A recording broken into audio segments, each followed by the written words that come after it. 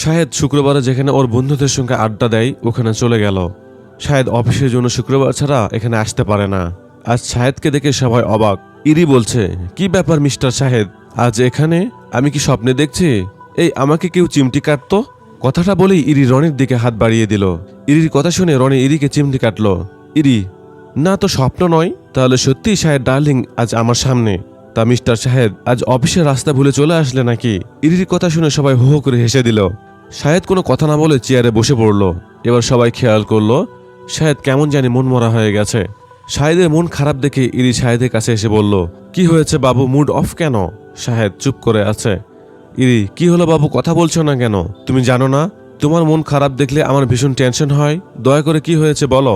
শাহেদ, আজ ওই গিয়ে মেয়েটার জন্য বাবা আমার গায়ে হাত তুলেছে আর অনেকগুলো কথা শুনিয়েছে। ইরি, কি? আঙ্কেল তোমার গায়ে হাত তুলেছে? তো আবার ওই ভিখারি মেয়েটার জন্য? নিশ্চয়ই মেয়েটা তোমার নামে আঙ্কেলকে উল্টাপাল্টা বুঝিয়েছে। বেহায়া পাজে নির্লজ্জ মেয়ে, কত বড় সাহস, তোমার নামে আঙ্কেলের কাছে বিচার দিছে? না, এটা তো মেনে নেওয়া যাবে না। মেয়েটাকে উচিত শিক্ষা দিতে হবে। ইরির কথা শুনে বাকিরা বলল, হ্যাঁ ইরি ঠিকই বলেছে, মেয়েটাকে এই অপমানে চরম একটা শিক্ষা দিতে হবে। মেয়েটাকে আজই ডিভোর্স দিয়ে দে। শাহেদ, না তা সম্ভব না, কারণ ওকে ডিভোর্স দিলে বাবা আমাকে বাসা থেকে বের করে দেবে। ইরি, ওকে কৌশলে আঘাত করতে হবে যাতে ও নিজ থেকেই ডিভোর্স নিতে রাজি হয়। শাহেদ, কিন্তু সেটা কিভাবে সম্ভব? ইরি, মেয়েটাকে আরো বেশি বেশি কষ্ট দেওয়া শুরু করো, তবে হ্যাঁ আঙ্কেল আন্টির সামনে না, যা করবে ওনাদের আড়ালে। শাহেদ, ধুর, তোমার কথা মতো তো 1 বছর ধরে ওকে কম কষ্ট দেইনি, তবুও তো মেয়েটা আমার পিছু ছাড়ে না। মেয়েটা এত ধৈর্য ধরে থাকে কেন বুঝি না। আর মা বাবার আড়ালে কিভাবে কষ্ট দেব?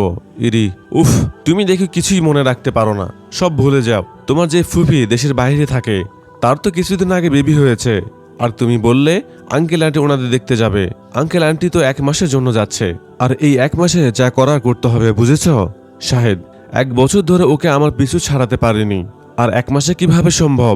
ইরি, এবার কষ্ট দেওয়ার পদ্ধতি একটু বদলে দিতে হবে, তাহলে কাজ হবে। মাইশাকে এবার রাজি হতেই হবে। শোনো, তোমাকে সময় মতো সব বুঝিয়ে দেব। এখন রেস্টুরেন্টে চলো, কিছু খাওয়া যাক। তুমি তো মনে হয় সকাল থেকেই না খেয়ে আছো। শাহেদ, ঠিক আছে চলো। তারপর ওরা সবাই রেস্টুরেন্টের দিকে পা বাড়ালো। ওরা রেস্টুরেন্টে যাক, আর আমি সেই ফাঁকে ইরির পরিচয়টা আপনাদেরকে দিয়ে দিই। আপনাদের হয়তো বুঝতে বাকি নেই ইরি শাহেদেরকে। ইরি হচ্ছে শাহেদের গার্লফ্রেন্ড। ধনী পরিবারে বকে যাওয়া মেয়ে ইরি। ওর পরিবারে বাবা মা আর ছোট একটা ভাই আছে। সারাদিন ছেলের সঙ্গে আড্ডা দেয় আর শাহেদের সঙ্গে প্রেম করাই ওর নিত্যদিনের কাজ। ও হ্যাঁ, আরেকটা কাজ বাকি আছে, শাহেদকে সবসময় কুবুদ্ধি দেওয়া। শাহেদের মা, মাইশা, তোর জোহরের নামাজ পড়া শেষ হয়নি? মাইশা, হ্যাঁ মা, হয়েছে। শাহেদের মা বলছে, কি করছিস? মাইশা, একটা কিতাব পড়ছি মা। শাহেদের মা, পরে পড়িস, আয় আমার সঙ্গে একটু খেয়ে নে। মাইশা, পরে খাবো মা। শাহেদের মা, যা বলছি তাই কর, এক্ষুনি নিচে নেমে আয়। মাইশা আর কথা না বাড়িয়ে বাধ্য মেয়ের মতো নিচে নেমে আসলো। মাইশা, মা এখনো তো আপনার ছেলে আসলো না, সকালে তো না খেয়ে বেরিয়ে গেছে। শাহেদের মা, ওর খাওয়া নিয়ে তোকে চিন্তা করতে হবে না, এতক্ষণে হোটেলে গিয়ে ঠিক খেয়ে নিয়েছে, তুই এখন চুপচাপ করে বসে খেয়ে নে। তারপর মাইশা আর তার শাশুড়ি খেতে বসলো। সন্ধ্যা 7:30 শাহেদের বাবা অফিস থেকে ফিরলো। তারপর হালকা একটু নাস্তা করে মাইশাকে বলল, শাহেদের বাবা, আমি একটু বাইরে যাচ্ছি, এশার নামাজ পড়ে ফিরবো, তারপর তোমার কাছ থেকে গল্প শুনবো। তুমি নামাজ পড়ে রেডি থেকো আমাকে গল্প শোনানোর জন্য। মাইশা, ঠিক আছে বাবা। শাহেদের বাবা বাইরে বের হতে যাবে, ঠিক তখনই শাহেদের কথা মনে পড়লো। শাহেদের বাবা, এই যে মাইশা, শাহেদ এখনো আসেনি? মাইশা, না বাবা। তারপর শাহেদের বাবা শাহেদকে ফোন করলো। শাহেদের বাবা, কোথায় আছো? এতক্ষণে বাইরে কি করছো? শাহেদ কিছু বলছে না। শাহেদের বাবা, এক্ষুনি বাসায় চলে আসো। শাহেদ নরম করে বলল, ঠিক আছে। তারপর শাহেদ ইরিকে ইরির বাসায় পৌঁছে দিয়ে নিজে বাসায় ফিরল। বাসায় এসে সোজা তার ঘরে চলে গেল। মাইশা এশার নামাজ শেষ করে তার ঘরে চলে গেল। মাইশা শাহেদকে বলছে, রাতের খাবার খাবেন না? শাহেদ শান্ত গলায় বলল, না, আমি বাইরে থেকে খেয়ে আসলাম, তোমরা খেয়ে নাও। শাহেদের ব্যবহার দেখে মাইশা অবাক, সেই সঙ্গে অনেক খুশিও বটে। বিয়ে হওয়ার পর আজ এই প্রথম মাইশার সাথে শাহেদ শান্ত মেজাজে কথা বলল। মাইশা মনে মনে বলল, যাক, ইনি এতদিনে তাহলে ভালো ব্যবহার করা শিখল। বাবার হাতে থাপ্পড় খেয়ে সুবুদ্ধি হয়েছে এবার। তারপর মাইশা খুশি মনে নিচে নেমে আসলো।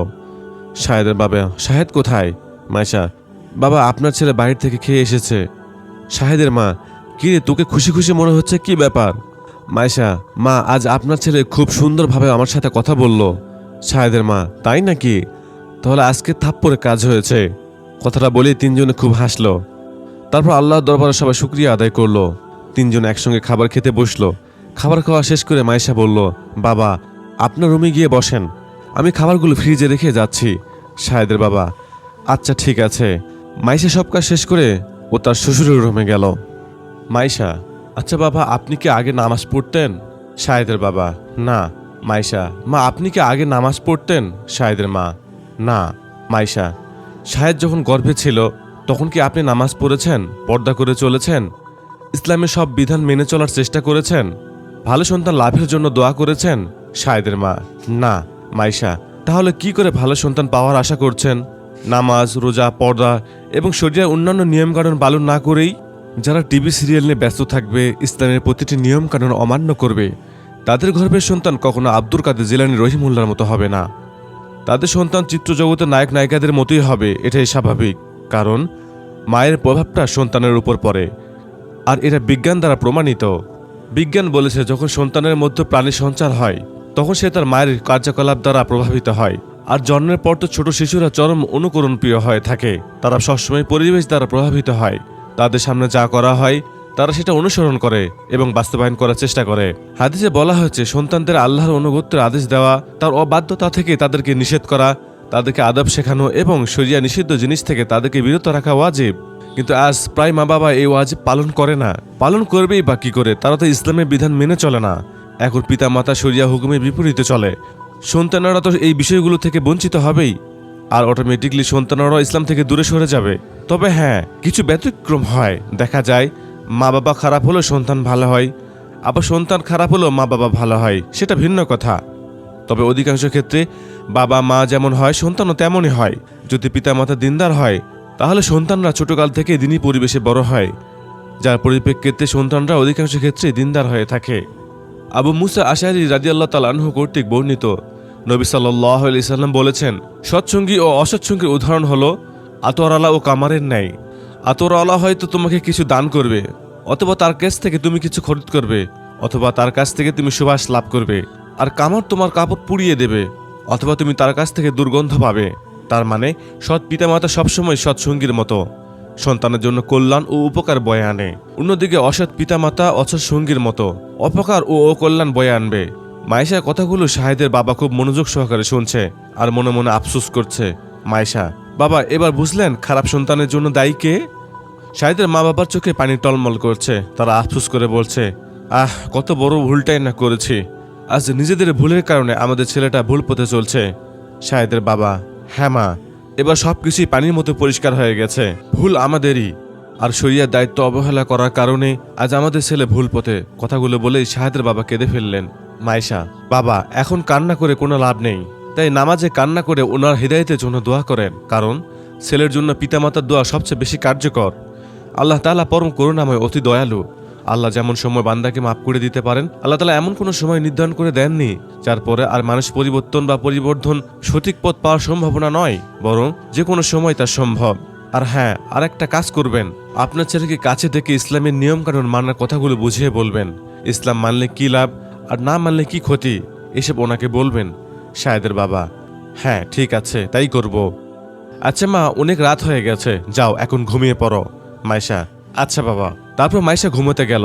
রাত ৩টার সময় ঘুম থেকে উঠে মাইশা তাহাজ্জুদ পড়ে একটু কোরআন তেলাওয়াত করে আবার ঘুমিয়ে পড়ল। ফজরের আজান শোনা মাত্রই আবার ঘুম থেকে উঠল। প্রতিদিনের মতো আজও শাহেদকে ডাকতে গেল।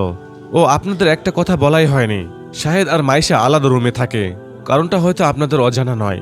যাই হোক, আজ শাহেদকে ডাকতে গিয়ে মাইশার ভাগ্যে কি অপেক্ষা করছে। মাইশা শাহেদের রুমে গিয়ে তো অবাক। ভাবছেন অবাক কেন? কারণ আজ শাহেদের বাবা শাহেদকে নামাজের জন্য ডাকতে এসেছে। শাহেদের বাবা, শাহেদ, এই শাহেদ, আজান দিয়েছে বাবা, তাড়াতাড়ি ওঠো। শাহেদ ওর বাবার ডাক শুনে ঘুম থেকে লাফিয়ে উঠল। তারপর দুই গালে হাত দিয়ে ওর বাবাকে বলল, বাবা আমি মাইশাকে কিছু বলিনি। ছেলের কাণ্ড দেখে শাহেদের বাবা হেসে দিলেন। তারপর ছেলের মাথায় হাত বুলিয়ে বললেন, ভয় পেও না, আজ তোমাকে মারতে বা বকা দিতে আসেনি। দুনিয়াতে আমরা যেমন একসঙ্গে আছি, মৃত্যুর পরও যেন আমরা একসঙ্গেই জান্নাতে থাকতে পারি, সেজন্যই তোমাকে ডাকতে এসেছি। শাহেদ, কথা বুঝতে পারলাম না বাবা। শাহেদের বাবা, মানে আজ থেকে তোমাকে নিয়মিত 5 ওয়াক্ত নামাজ পড়তে হবে, আর নামাজ পড়ার জন্যই তোমাকে ডাকতে এসেছি। এখন তাড়াতাড়ি চলো, না হলে জামাত শুরু হয়ে যাবে। শাহেদ, মানে বাবা, শাহেদের বাবা, টিয়ে বুঝি না, তাড়াতাড়ি চলো। শাহেদের নামাজ পড়তে যাওয়ার কোনো ইচ্ছাই নাই, তারপরে বাধ্য হয়ে ওর বাবার সঙ্গে নামাজ পড়তে যেতে হলো। শাহেদকে নামাজ পড়তে দেখে মায়ের সাথে ভীষণ খুশি, শাহেদের মা বাবা অনেক খুশি। তারপর বাবা ছেলে মসজিদে আর শাশুড়ি ও বৌমা নামাজ আদায় করে নিল। প্রিয় দর্শক, আজকের পর্বে এই পর্যন্তই, কথা হবে আগামী পর্বতে। সেই পর্যন্ত সবাই ভালো থাকবেন। আসসালামু আলাইকুম ওয়া রাহমাতুল্লাহ ওয়া বারাকাতুহু।